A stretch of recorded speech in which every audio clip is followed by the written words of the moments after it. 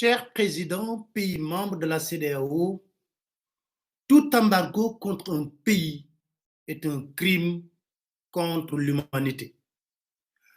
Dans le jargon diplomatique, on définit l'embargo comme étant une ou des mesures de coercition économique ou politique contre un pays.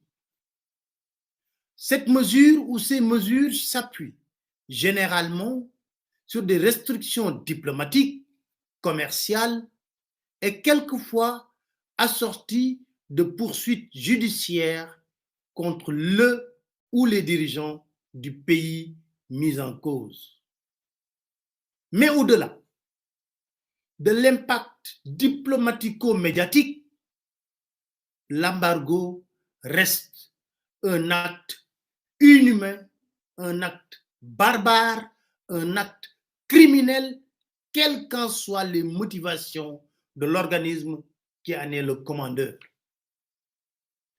Cher président, pays membre de la CEDEAO, au nom de quel modèle de gouvernance a-t-on le droit ou le devoir d'ôter la dignité d'un peuple qui se construit au gré de toutes les vicissitudes actuelles communes à toute la planète, récession économique, Covid, particulièrement pour le Mali, la guerre contre le djihadisme.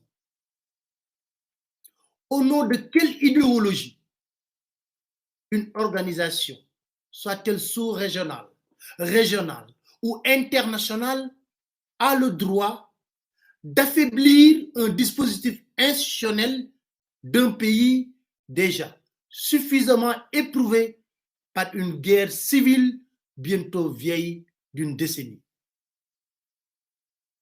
Dans l'histoire du monde, mis à part l'exemple sud-africain, à qui en 1984, un embargo économique et financier avait contraint le régime à mettre fin à la répression inhumaine contre une population noire, peut-on citer un seul exemple d'embargo qui aurait permis à un pays de se construire au bénéfice de sa nation et de son peuple?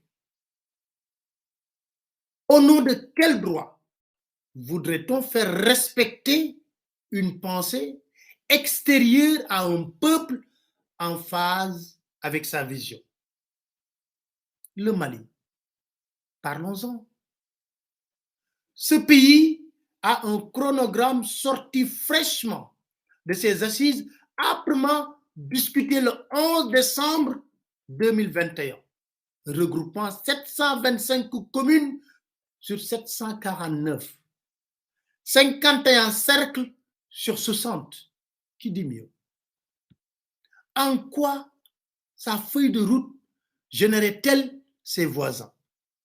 Qu'il fasse ça mieux en 1 mois ou 5 ans, chiche qu'il ne soit plus admis dans les instances de décision sous-régionales, qu'il ne bénéficie plus des services de ces mêmes instances. Mais de là à poser un acte aussi fort me paraît inhumain et caractéristique d'ignoble non dit. Diantre, pourquoi on ne retient rien des erreurs du passé? Avons-nous oublié que même lorsque les motivations d'un embargo sont justifiées, les conséquences en bout de chaîne ne desservent que le peuple et seulement le peuple?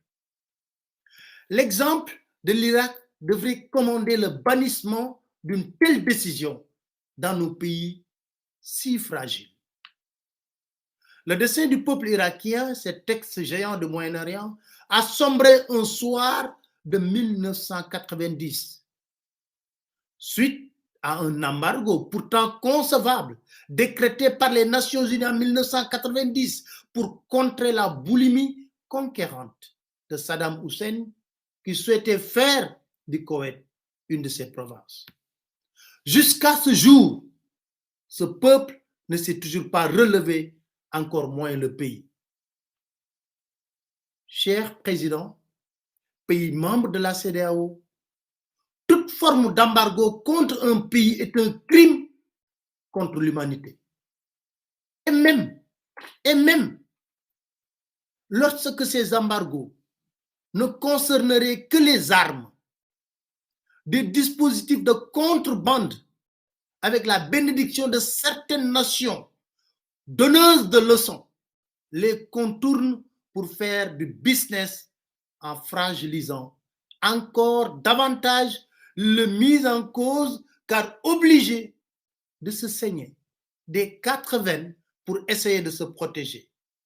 Et la facture, malheureusement, est directement envoyée au peuple sans possibilité de délai de paiement. Cher Président, pays membre de la CEDEAO, vous voulez d'autres exemples? La Somalie, janvier 1992. Libéria, 1992. La RDC en 2003. La Côte d'Ivoire en 2004. Libye en 2011. Et j'en passe. Un embargo n'est pas un acte isolé, mais plutôt un crime. Les populations de ces pays ont souffert les martyrs et continuent encore aujourd'hui de payer le prix fort. Des familles disloquées, des exécutifs qui se cherchent pour se mettre au service de leur peuple. Cher président pays membre de la CEDEAO, vous ne devrez pas cautionner une telle forfaiture, encore moins en être les auteurs. Car ce qui se perçoit sur la place publique comme étant une sanction contre le Mali se révélera après la page de pub bien plus dommageable pour toute la communauté ouest africaine. Avec le Mali, avec le peuple malien, restons debout.